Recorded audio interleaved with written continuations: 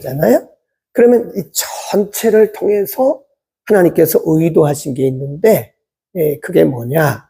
바로 성결입니다. 성결. 거룩함. 이거를 다르게 말하면 성화라고 합니다. sanctification이라. 영어를 쓰는 것은 제가 잘난 척하는 거 아닙니다. 여러분 의미를 쉽게 이해하기 위해서 쓰는 거예요. 영어에서 이게 이렇게 하면 거룩을 의미합니다. sanctum. 그럼 이게 거룩한 장소, 성소를 얘기해요. sanctum, sanctuary. 이러면 이게 거룩한 장소, sanctuary. 그래서 이제 여기서는 sanctification. 이게 뭐냐면 성화. 여기에 거룩이 들어가요. 그러면 이게 거룩이라고 하는 뜻인데, 그래서 이 레위기를 통해서는요, 거룩한 하나님의 백성들의 삶을 가리킵니다. 출애굽기는 뭐였죠? 광야를 통해서 하나님께서 하나님의 백성들을 어떻게 인도했느냐. 하나님의 백성들의 인도. 하나님께서 백성들을 어떻게 인도하셨느냐. 그래서 처절하게 그 어려운 과정들을 다 하나님이 통과하게 하셔서 결국은 모압까지 가고 이제 모압에서 요단강을 건너서 가나안에 들어가는 그런 과정. 하나님께서 하나님의 백성들을 어떻게 인도하느냐 하는 그런 문제예요. 그러면 레위기는 뭐냐? 그렇게 인도해 가시는 구원받은 하나님의 백성들은 그것으로 끝난 게 아니에요. 끝난 게 아니라 하나님의 백성으로서 거룩한 삶이 필요한 겁니다. 이걸 다르게 말하면 우리가 이제 뭐라고 얘기를 하냐면요. 오늘 오신 분들은 정말 잘 오셨어요. 이런 부분들을 우리가 잘 공부를 해야 되는데 잘 모르는 경우가 많죠. 레위기가 28장까지인데 1장부터 17장, 18장부터 27장인가요? H 27장 이렇게 되면 여기는 이 거룩한 삶의 원리 어떻게 살아가야 되느냐 하는 성화, 거룩한 성결한 삶의 원리를 이렇게 가르치세요. 일부에서는. 그리고 여기는 이제 뭐 예를 들어서 제사 제도라든지 이런 뭐 레위 제사장 제도라든지 이런 제도의 제도를 통해서 우리가 어떻게 하나님 앞에 성결하게 살 수 있느냐라고 하는 것을 원리적으로 가르치는 것이고 여기서부터 여기까지는 생활입니다. 생활, 삶. 어떻게 거룩한 성결한 삶을 살 수 있느냐. 그래서 이 18장 이후에서는요 구체적으로 말씀하세요. 여기서 말씀한 원리를 기본으로 해서 그 원리를 기본으로 해서 그러면 우리가 어떻게 삶으로 이것을 적용할 것이냐. 이거를 이제 다르게 말하면요 우리가 이 땅에서 예수를 믿고 우리가 예수를 믿어요. 주는 그리스도시요 살아계신 하나님의 아들이라고 하는 고백, 믿음과 고백. 주는 그리스도시요 살아계신 하나님의 아들이라고 하는 우리의 믿음과 고백을 통해서 하나님 우리에게 구원을 선포하십니다. 우리에게. 그건 우리 행위가 아니에요, 구원은. 네, 우리의 공로도 아니고 업적도 아닙니다. 인간은 근본적으로 죄인이기 때문에 아무리 착한 일을 해도 죄인이에요. 이 죄가 원죄가 해결되지 않는 한, 원죄를 용서받지 않는 한, 그건 뭐 겉으로 드러난 가장된 거지 실제로 사람은 선할 수가 없어요. 그 죄를 용서받아야 되는 거예요. 이렇게 용서를 받잖아요. 그럼 거기서 끝이냐? 아니라니까요.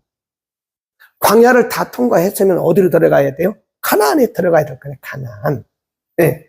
구원받은 우리들은 우리의 생명이 다할 때까지, 예수님 오시는 그날까지 우리의 삶을, 구원받은 자의 삶, 우리의 생활을 통해서, 삶을 통해서 이것이 적용돼야 되는 거예요. 열매를 맺혀야 됩니다. 그 열매 없는 무화과나무를 통해서 우리에게 말씀해 주시죠. 우리가 아무리 뭐 원리적으로, 교리적으로, 이론적으로 아무리 많이 알고 있어도 안 됩니다. 뭘 통해서? 우리의 삶을 통해서 구원받은 자의 삶의 열매들이 나타나야 돼. 그래서 우리가 매주일 교회에 모여서 예배드리고 말씀 듣는 게 그거 아닙니까? 매일매일 우리가 하나님의 말씀을 묵상하고 또 말씀을 읽는 것이 그거 아닙니까? 말씀은 많이 읽었어요.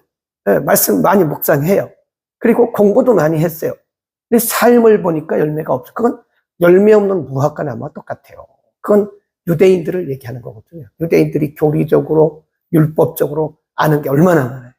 근데 사실 그들의 삶의 현장에서 보면 매우 이원론적이고 외식하는 삶을 산다 이거예요. 그래서 하나님께서 원하시는 것은 그게 아니다. 그런 거. 그래서 레위기는 그걸 가르치는 거예요. 일부에서는 어떻게 우리가 거룩함을 이룰 수 있는 것인가. 그 다음에 거룩함을 입은 사람들은 또 어떻게 살아야 되느냐. 우리 지난주에 말씀을 드렸습니다. 자, 한번 보겠습니다. 자, 한 번 더. 지난주에 공부한 거. 그래서 레위기는 제사제도예요. 그래서 1장부터 7장은 5가지 제사제도를 통해서 거룩함에 이르는, 아까 제가 말씀드렸잖아요. 칭의, 구원에 이르는 방법을 말씀하고, 그 다음에 8장부터 27장까지는 개인적인 삶, 어떤 절기, 뭐 이런 것들을 통해서 우리가 어떻게 성결하게 할 수 있느냐라고 하는 것을 말씀하고요. 아까 말씀을 다 드렸어요. 이거는 이렇게 이것도 마찬가지 설명을 했습니다. 자, 지난 시간에 공부한 대로 번제, 소제, 화목제, 속죄제, 속건제인데요. 기억하시죠? 요거는 자원제입니다. 자원제. 자원에서 드리는 거예요. 여기는 의무제예요. 의무적으로 드려야 돼요. 요거는 번제나 소제나 화목제는 하나님께 감사해서 우리 하나님 앞에 나가는 자원제입니다. 자원에서 드리는 거고요. 여기는 왜 그렇다고 했죠? 속죄제나 속건제는 왜 그렇다고 했죠? 왜 의무적으로 드려야 된다고 했죠? 죄 문제이기 때문에 이 죄가 여기에 연결되었기 때문에 이 죄는 반드시 해결이 돼야 되는 거예요. 감사는 물론 우리가 감사도 해야 되죠. 감사도 사실은 우리가 반드시 해야 하는 우리 신앙생활의 의무적인 조항. 그러나 그것보다 더 중요한 게 뭐냐면 감사는 자원하는 거예요. 여러분 뭐 감사한 거 안 한다고 누가 뭐라 합니까? 여러분이 감사하면 하는 거죠. 그건 자원제예요. 그러나 죄는, 회개는 그것보다 더 먼저 앞서서 누구나 다 해야 돼요. 다. 이 죄 문제만큼은 모든 사람들이 다 하나님 앞에 회개를 해요. 이 죄 문제가 해결되지 않으면 사이에 드리는 건데, 이건 감사제가 있고요. 또 서원, 하나님 앞에 스스로 본인이 알아서 약속하는 거죠. 서원제.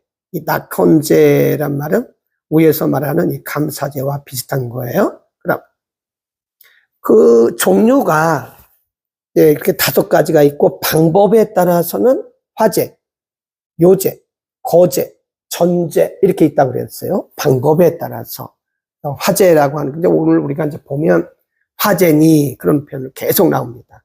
불로 태워서 드려라 그 말.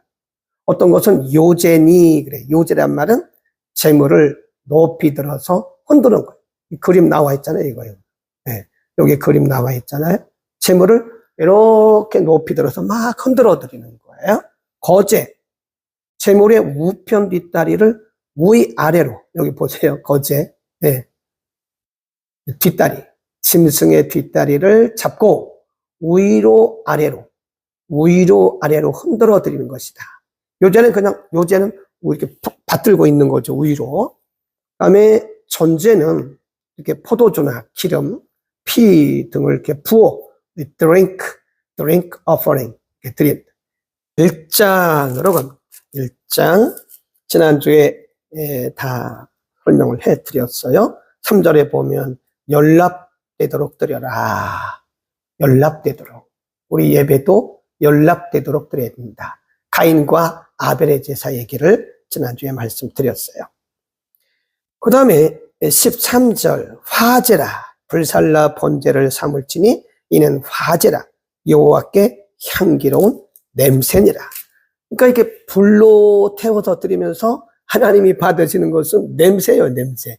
향기로운 냄새. 그 다음에 17절 또 그 날개 자리에서 그 몸을 씻되 아주 씻지 말고 제사장이 그것을 단 윗부르에 나무 위에 달라 번제를 삼을지니 이는 화제라. 그것도 뭐라고 그랬어요? 향기로운 냄새다. 향기로운 냄새니라 그랬어요. 그러니까 하나님께서 받으실 만한 게 뭐가 있어야 된다는 거예요. 네. 어떤 제사에 제물 드릴지라도 그 태워드리는 거예요. 태워드리는 거기 때문에 거기에 향기로운 냄새가 있어요. 이게 중요한 거예요. 향기로운. 우리의 예배도 향기로운. 우리가 요한계시록에 보면요. 사도 요한이 환상 가운데 향로가 있고, 이게 향연이 막 올라가요. 이렇게 향로가 있고, 여기에 향연이 막 올라가는 그런 환상을 봤어요. 근데 하나님께서 그 환상의 의미가 뭐냐라고 설명을 해주시더라고요. 그게 뭐냐? 성도의 기도들입니다. 성도들의 기도다. 그래서 이 향연이 올라가는 향기로운 연기, 피어난 연기, 향연, 이게 바로 성도들의 기도라. 우리가 기도도 잘해야 돼요. 우리가 기도할 때 그냥 의미도 없이 중언부언하면 안 돼요. 그래서 마태복음 6장에 보면 예수님께서 제자들에게 기도의 방법을 가르치시면서 이방인들처럼 그렇게 중언부언하지 마라. 단 한마디를 하더라도, 단 1분을 기도하더라도 우리의 중심을 태워드려야 돼요. 아멘. 근데 괜히 시간만 길게 하고 말만 많이 하고 그래 사실은 내용도 없어요. 하나님께 드려지는 중심이 없어요. 하나님 보실 때 네가 원하는 게 뭐냐? 네가 지금 기도하려고 하는 것이 뭐냐? 하는 거죠. 왜? 네가 진짜 지금 내게 기도하려고 하는 기도의 내용이 뭐냐라고 하나님께서 찾으신다면 하나님께서 받으시기에 합당하신 게 있어야 돼요. 향연, 그런 얘기입니다. 향기로운 냄새. 자, 여기에 또 이상한 글이 올라왔는데 보고만 계시지 말고 삭제를 하시기 바랍니다. 자, 2장입니다. 2장. 소재에 대해서, 소재는 grain offering이죠. 소재는 곡식으로 드리는 건데, 누구든지 소재 예물을 여호와께 드리려거든 고운 가루로 예물을 삼아 그 위에 기름을 붓고 그 위에 유향을 놓아 아론의 자손 제사장들에게로 가져올 것이요, 제사장은 그 고운 기름 가루 한 줌과 그 모든 유향을 취하여 기념물로 단호에 불사를 지니 이는 화제라. 여기도 화제라. 불태워드리는 것이다. 여호와께 향기로운 냄새다. 그러니까 그 제물의 종류가 짐승이든 곡식이든 곡식도 태워드리는 거예요. 거기에도 역시 화제가 있어야 됩니다. 그러니까 굉장히 중요합니다. 제물의 종류가 무엇이든 간에 이것을 태워드리는데 거기에는 반드시 향기로운 냄새가 있어야 된다. 네. 우리가 어디서 예배를 드리든 그건 중요한 게 아닙니다. 장소, 그거 중요한 게 아니에요. 어떤 형식의 예배를 드리느냐, 그것도 그렇게 중요한 게 아니에요. 네. 뭐 이렇게 드리든 저렇게 드리든. 그 중요한 게 아니에요. 중요한 것은 예배를 드리는 자들의 중심이 하나님 앞에 드려야죠. 여러분, 예배 드릴 때요, 좀 중심을 드려보세요. 여기저기 그냥 두리번거리지 말고, 어떤 분들은 찬송도 안 하더라고요. 찬송도 안 해요. 저분은 왜 왔지? 예배 시간에 찬송도 안 해요. 그리고 누가 왔나 이런 거 관심 두지 말라니까. 그거 중요한 게 아니에요. 그거는 사역자들이 다 알아서 몇 명이 왔는지 다 나중에 보고할 거. 사실 그것도 중요한 건 아닙니다.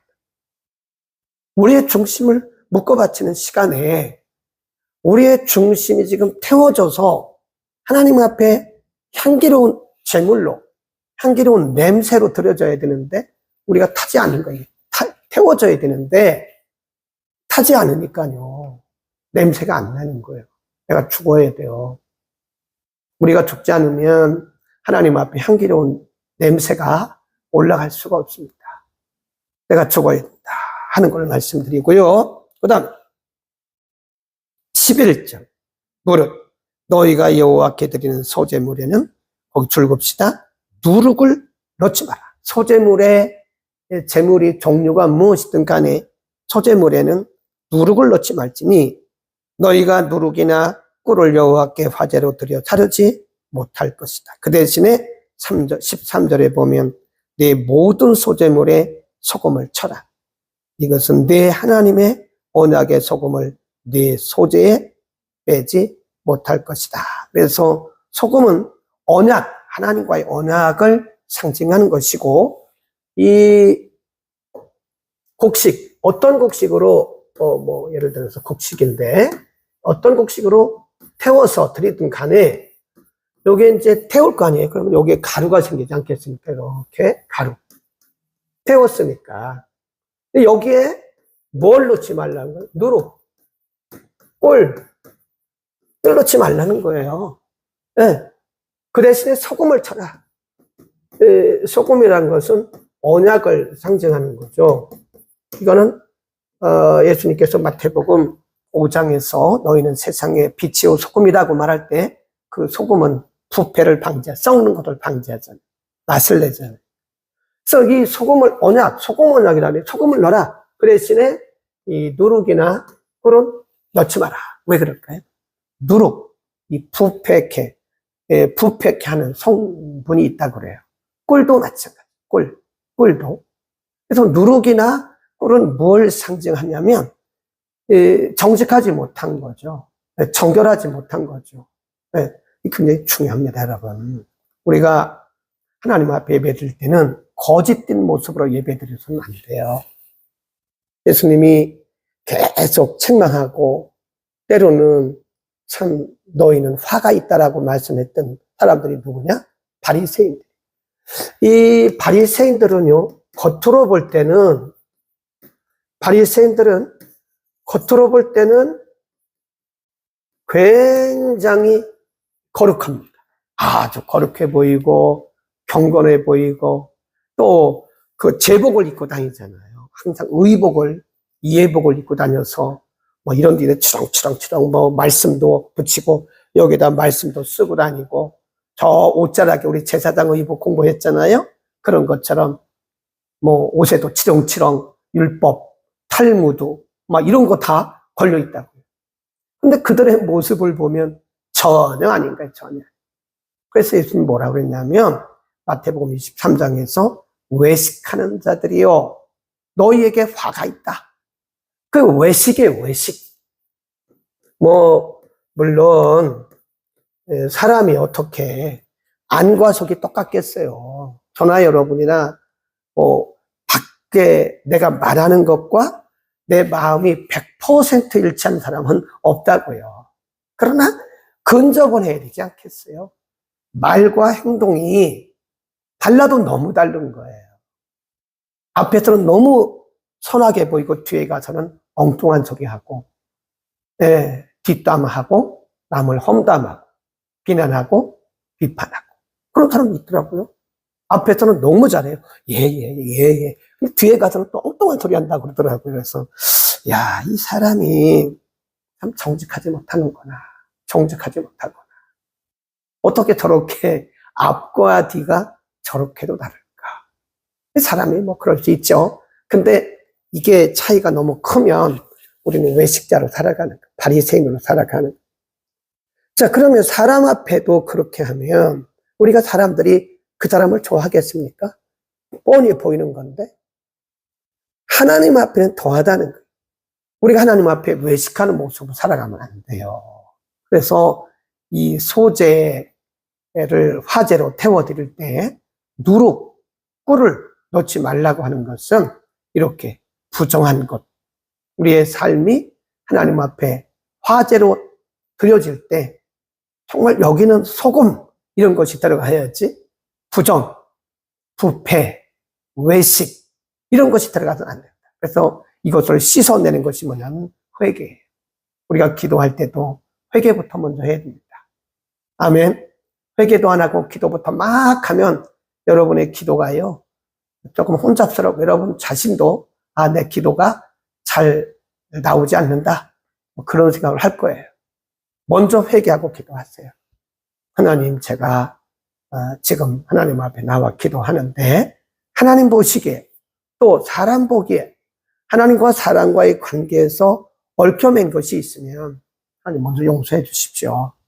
제가 혹시 교만하고 믿음 없이 산 것이 있다면 하나님 용서해 주세요 라고 기도하고 그리고 기도라. 그래서 기도는 하나님의 임재 앞에 나가는 첫 번째 관문입니다. 하나님의 임재 앞에 나갈 때 첫 번째 관문이 기도예요. 우리가 성막 공부했잖아요. 네. 성막을 공부할 때 우리가 여기를 성소라고 그러고 여기를 미안합니다. 여기를 지성소라고 그러고 지성소라고 그러고 여기를 성소라. 문이 있죠? 10m짜리 문이 있는데 거기 들어가기 전에 뭐가 있었어요? 물두멍. 이렇게 해서 물두멍, 노대야라고도 하고 물두멍, 물을 항상 가둬둔다. 그래서 그거를 물두멍 또는 노대야라고 말을 했다고요. 근데 제사장들이 여기 들어가서 성소나 지성소에 들어가서 양을 잡죠. 들어가서 이제 제사를 드리기 전에 먼저 해야 할 것이 여기서 자기의 손과 발을 씻어야 돼요. 그렇지 않으면 하나님이 즉석에서 치셨어요. 손과 발을 씻는 그게 뭐예요? 회개죠, 회개. 하나님의 거룩한 임재 앞에 나가기 위해서는 반드시 물두멍을 통과해야 되는 거예요. 아멘. 이런 것들이 우리에게서 잘 이행이 안 되니까 예배를 드려도 별로 은혜가 안 되는 거예요. 그러니까 자꾸 남 탓하지 말라니까요. 왜 예배가 은혜가 안 되지? 내게 지금 거두어져야 할, 지금 내가 물두멍에 들어가서 씻어줘야 되는데 물두멍을 통과하지 않은 거예요. 물두멍을 통과하지 않으니까 이게 뭔가 하나님과의 밀접한, 하나님과의 친밀한 인카운팅, 이 교제가 이루어지지 않는 거잖아요. 반드시 뭘 통과해야 돼요? 이게 이제 화목, 말 그대로 화목이에요. peace. 그래서 이거를 영어로는 peace offering. 화목, 평화. 네, 화목제. 이거는 이제 화목제의 종류가 하나님과의 관계, 또 사람과의 관계. 화목이라고 하는 것은, 회개라고 하는 것은요, 이게 하나님과의 관계도 있고 또 나와의 관계, 이웃과의 관계예요.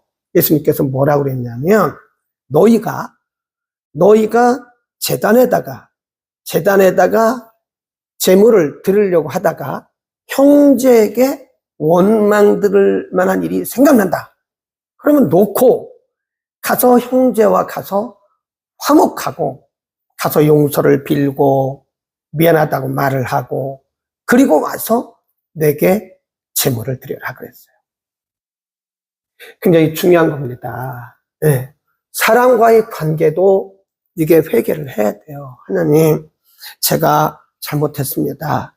제가 한 주 동안 혹은 하루 동안 살면서 제가 교만해서 사람들의 마음을 아프게 했고요. 솔직히 이름을 대서 하나님 앞에 누구한테 말하는 건 아니지만 하나님 앞에 제가 아내의 마음을 아프게 했습니다. 남편에게 제가 무식하게 교만하게 행동했습니다. 목사님에게도 제가 참 오해도 했고 하지 말아야 할 말도 말은 안 했지만 생각으로도 범죄했습니다. 하나님, 내가 어느 권사님을 미워했고 권사님을 오해해가지고 내가 하지 말아야 할 말을 해서 권사님에게 상처를 주었습니다. 하나님, 제가 집사님에게 구역장에게 순종하고 하나님을 잘 섬겨야 되는데 내가 잘난 척하고 하다가 이렇게 구역장님 마음을 아프게 했습니다. 하나님, 용서해 주십시오. 이렇게 있어야 된다니까요. 네? 하나님과의 관계에서의 회개도 있어야 되지만 사람과의 관계에서도 회개가 있어요. 그게 바로 화목제라고 하는 것입니다. 화목제. 하나님과 사람과의 관계에서도 반드시 화목이 필요하기 때문에 하나님 이 말씀을 드리는 겁니다. 그래서 이 peace offering이라고 하는 것은 하나님과의 관계에서 또는 사람과의 관계에서 자기의 죄를 회개하기 위해서 용서받기 위해서 하나님 앞에 드리는 이 제물이 바로 뭐예요? 이 화목제입니다. 우리 화목제 많이 드려야 돼요. 네. 화목해 하라신 구주의 말씀을 있는데 금방 생각이 안 나네. 그러니까 화목해 하라신, 우리가 아무리 기도 많이 해도 누군가와 맺혀 있다면 화목이 먼저입니다. 그렇죠? 히브리서 12장에 보면 모든 사람으로 더불어 화목하라. 이것이 없이는 주를 배울 수가 없다. 그랬어요. 사람과 막히면 하나님과 막히는 거예요. 그거 여러분 잘 생각해 봅니다. 그래서 화목이 우리가 신약 성경에도 보면 사도 바울을 통해서 화목에 대한 말씀을 참 많이 했습니다. 화목, 화평 굉장히 많이 말씀했어요.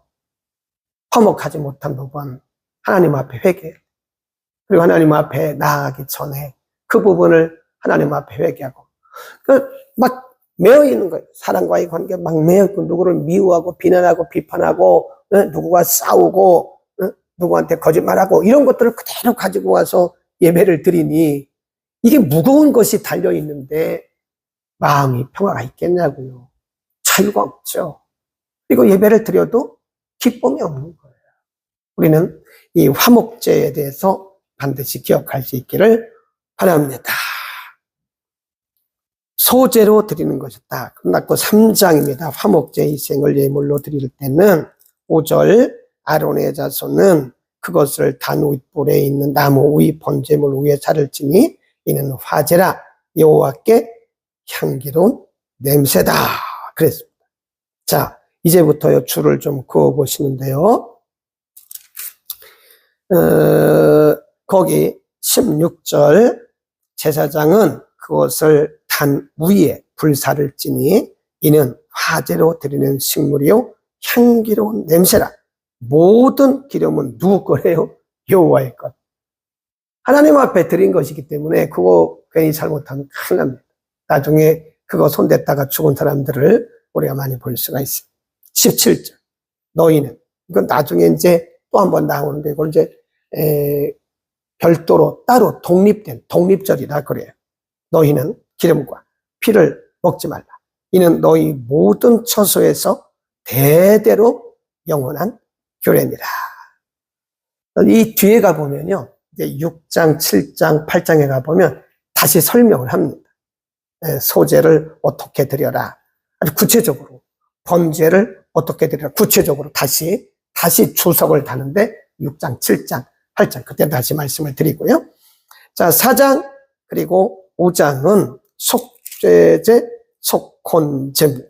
속죄제와 속건제. 4장, 5장, 그리고 6장 13절까지.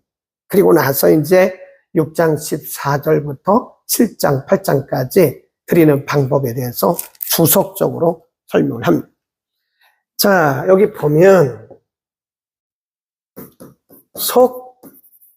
속죄제 그리고 속건제. 이건 뭐라 그랬죠? 의무제. 지금까지 우리가 앞에서 말했던 번제, 소제, 화목제는 자원제예요, 자원제. 이 속죄제는 죄와 관련된 거예요. 그래서 이것은 하나님과 관련된, 하나님과의 관계에서 지은 죄, sin offering, 그래요. sin. 이거를 이제, 영어로 말하면 sin offering. sin이 죄잖아요. sin offering. sin. 하나님과의 관계예요. 근데 이 속건제는 사람과의 관계입니다. 부지중에 지은 죄. 물론 하나님도 있지만 사람과의 관계에서 부지중에 지은 죄. 그래서 이걸 뭐라 그러냐면 guilt. 그래요. 달라요. 네. guilt. 허물.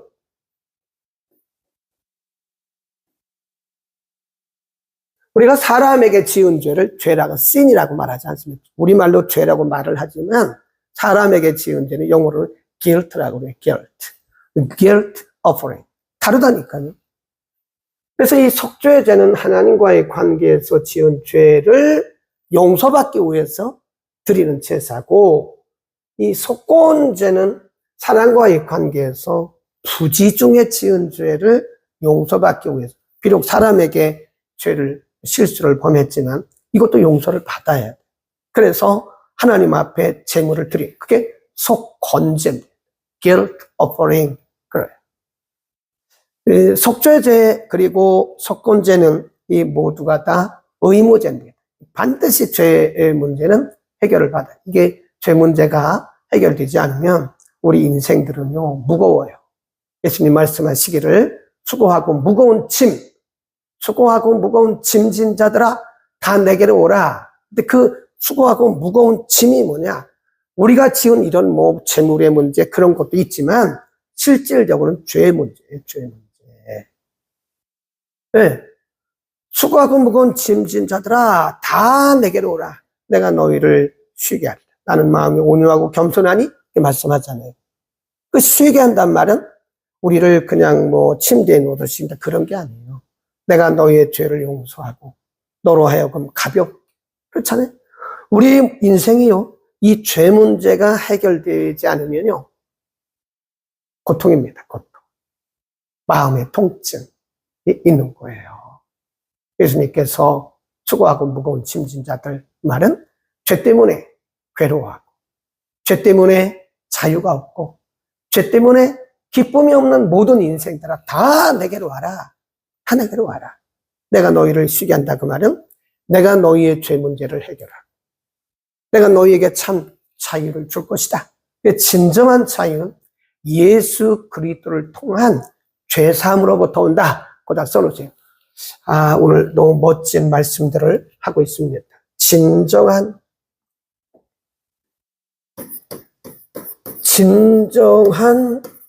자유와 평안은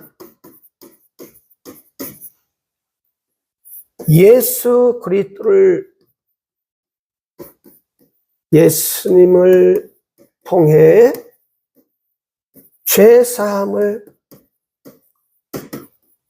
받을 때 온다. 이게 하나님의 축복이에요. 만일 우리가 죄사함을 받는 길이 없다면 우리는 평생의 죄의 무거운 짐을 지고 살아가는 거예요. 네, 우리가 아무리 좋은 음식을 먹으면 뭐 합니까? 우리가 아무리 좋은 옷을 입으면 뭘 합니까? 우리에게 영적인 자유가 없는데. 그래서 우리가 사실은 예수를 믿는다는 것이 얼마나 행복하고 복된 줄을 알아야 돼요. 네, 우리가 예수를 믿고 근본적으로 우리가 지옥 가야 되고 또 우리가 형벌을 받아야 되는데 우리의 공로도 아니고 그냥 예수 그리스도를 나의 구주로 영접하고 나는 죄인이라고 하는 것을 고백했을 뿐인데 그 죄를 다 용서해 주시고 우리를 하나님의 자녀라 인쳐 주시고 성령이 우리 안에 오셔서 증거해 주시고 이것이야말로 참된 기쁨입니다. 평화입니다. 이것이야말로 진정한 행복인 것입니다. 아멘, 아멘. 진정한 행복이라고 하는 것은 예수 그리스도를 통해서 죄 사함을 받을 때 오는 것이다. 써놓으세요. 아멘, 아멘. 감사합니다. 그런 얘기를 속죄제, 거기 또 줄을 그으셔야 되는데요. 속죄제를 말씀하면서 거기 보세요. 속죄제를 말씀하면서 다른 부분하고 달라요. 여기는 다 이렇게 설명을 했어요. 누가 죄를 지었을 때 이렇게 하고 누가 죄를 지었을 때 이렇게 하고 누가 죄를 지었을 때 이렇게 하고 거기 보세요. 그래서 제가 줄을 그으라는 거예요. 제가 줄을 그으세요 할 때 그으세요. 4장 1절 여호와께서 모세에게 가라사대 2절 이스라엘 자손에게 고하여 이르라 누구든지 거기 줄 보세요. 누구든지입니다. 누구든지 인간은 다 죄를 지을 수밖에 없다는 것을 말씀하고 있는 거예요. 누구든지 여호와의 금령 중 하나라도 그릇 범하였으되 만일 3절입니다. 만일 기름 부음을 받은 제사장 그다 줄 보세요. 제사장이라고 해서 예외가 없다는 거예요. 네, 제사장이라고 해서 예외가 없습니다. 만일 기름 부음을 받은 제사장이 범죄하여 백성으로 죄를 잊게 하였으면 그 범한 죄를 인하여 흠없는 수송아지로 똑같아요. 그 다음에 13절 만일 이스라엘 온 회중이 여호와의 금령 중 하나라도 그릇 범하여 허물이 있으나 스스로 깨닫지 못하다가 그 범한 죄를 깨달으면 그랬어요. 거기 줄 그으셨죠? 이스라엘 온 회중 22절 만일 족장들이 그 하나님 여호와의 금령 중 하나라도 부지 중에 범하여 허물이 있다가 거기에요. 족장 그다 줄 것이 27절 만일 평민의 하나가 그랬어요. 네, 거기 다시 보세요. 자 3절에서 만일 기름 부음을 받은 제사장 그 다음에 13절에서 만일 온 이스라엘 회중 22절 만일 족장 그랬어요. 27절 만일 평민의 하나가 그 뭘 의미할까요? 거기 보면 제사장 온 이스라엘 그다음에 평민 그다음에 족장 뭘 의미하려고 성경이 이렇게 구체적으로 제사장이 죄를 범했으면 이런 재물을 가지고 약간 다르긴 해요. 조금씩 이렇게라. 온 이스라엘이 죄를 범했으면 이런 재물을 가지고 이렇게 해라. 평민이 했을 때 족장이 했을 때 보면 여러분이 자세히 보시면요. 그 제사장이 죄를 범했을 때 드리는 그 재물과 방법이 약간 달라요. 평민이 죄를 범했을 때 드리는 그 재물과 방법이 약간 달라요. 족장이 죄를 범했을 때 드리는 재물과 방법이 약간 달라요. 공통점이 있어요. 그게 뭐죠? 속죄. 제사장이든 온 이스라엘이든 평민이든 족장이든 간에 모든 인생들은 그 죄를 용서받아야 된다. 용서. 그래서 속죄를 받아야 된다. 속죄의 필요성. 모든 인생들은 다 죄를 범했기 때문에 반드시 죄사함을 용서를 받아야 된다라고 하는 속죄에 지키는 소리를 듣고도 그 본 일이나 아는 일을 진술치 아니하면 죄가 있나니 그 허물이 그에게 들어. 허물. 그러니까 지금부터는 이제 속건죄를 얘기합니다. 속건죄. 속죄죄하고 속건죄는 다르다고 그랬죠. 그래서 이거를 sin이라고 말하지 않고 guilt라고, guilt. 이 guilt란 말은 허물이라는 뜻이죠. 허물. 인간관계에서 허물. 우리가 하나님과의 관계에서 지은 것은 죄, sin이라고 말을 해요. 근데 사람과의 관계에서는 죄, sin이라고 말하지 않고 guilt라고 얘기하는 겁니다. 그래서 이렇게 다르게 쓰는 거예요. guilt offering. 5장 5절 이 중 하나에 허물이 있어요. 여기도 허물 있잖아요. 허물. 4절 끝에도 보면 허물이 있을 것이니 5절 이 중 하나에 허물이 있을 때는 아무 일에 범과하였노라 뭐하고? 자복. 내 입술로 자복하고 6절 그 범과를 인하여 여호와께 속건제를 드리되 양떼 암컷 어린 양이나 염소를 끌어다가 속죄제를 드릴 것이요 제사장은 그의 허물을 위하여 그죠 허물이죠 guilt 네, guilt. 그런데 여기 보면 조금 다른 게 뭐냐면요 이 제물을 드리는 방법이 사람마다 형편에 맞게 드리라는 게 형편에 맞게 네. 속건 제물을 드리는데 번제를 드릴 때도 조금 다르긴 했죠. 어떤 사람은 양, 어떤 사람은 염소 이렇게 흠없는 것만 드리면 되는데 이 속건제물을 드릴 때 특별히 이 부분을 규정을 해놨어요. 규정. 정해놓으셨어요. 한번 보세요. 뭐라고 말씀했나? 7절 만일 힘이 능력이 그 말 힘이 어린 양에 미치지 못하거든 그 봄과를 속하기 위하여 산비둘기 둘이나 집비둘기 새끼 둘을 여호와께로 가져가되 하나는 속죄제물을 삼고 하나는 번제물을 삼아라.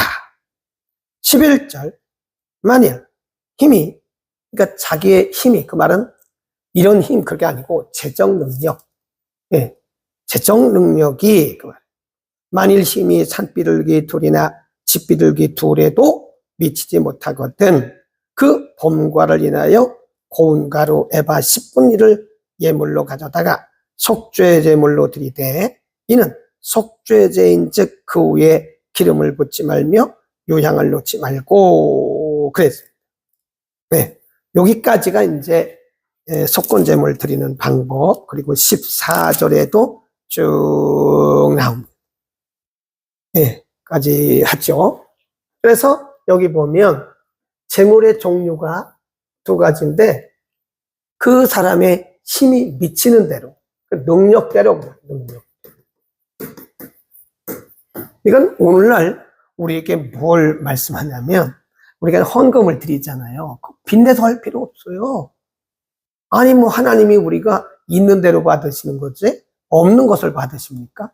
어떤 사람은 빚을 내서 헌금을 하는데 그러지 마세요. 그렇게 안 해도 됩니다.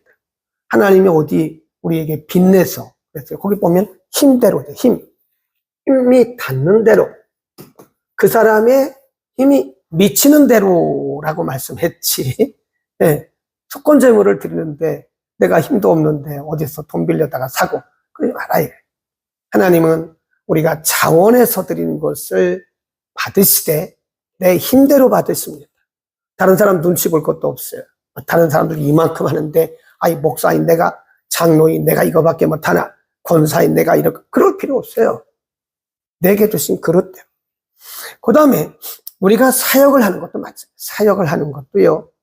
괜히 남과 비교해가지고 그럴 필요 없어요. 하나님이 내게 주신 분량대로 로마서 12장에 가보면 분량대로 믿음의 분수대로 그랬어요. 네, 거기 보면 분량대로, 믿음의 분수대로,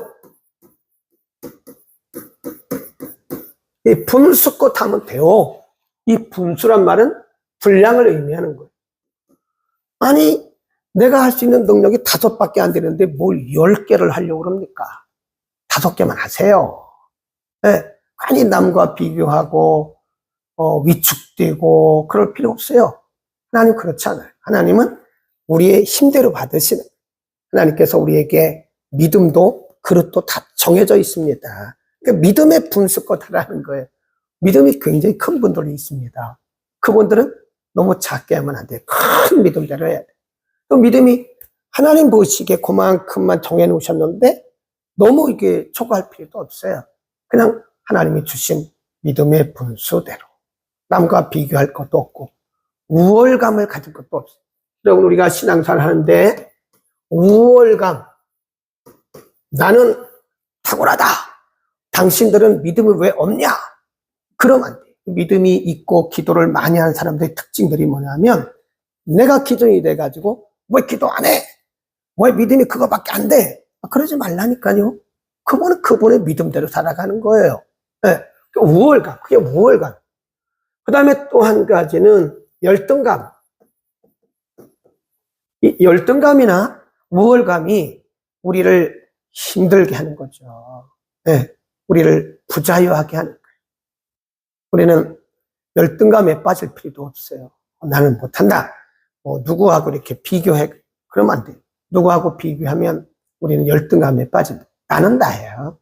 나는 나. 그래서 이 속건제 제물을 드리라고 말씀할 때 힘이 닿는 대로 해라. 네? 집비둘기. 그거 못해? 그럼 곡식으로 드려. 그런 거죠. 아멘. 아멘. 우리는 하나님께서 우리에게 정해주신 믿음의 한도 내에서 하면 돼. 교회도 마찬가지예요. 우리 교회가 할 수 있는 것까지만 하면 되지. 뭐 자꾸 다른 교회 얘기할 것도 없고 다른 교회 뭐 이렇게 하더라. 그럴 필요도 없어. 그 교회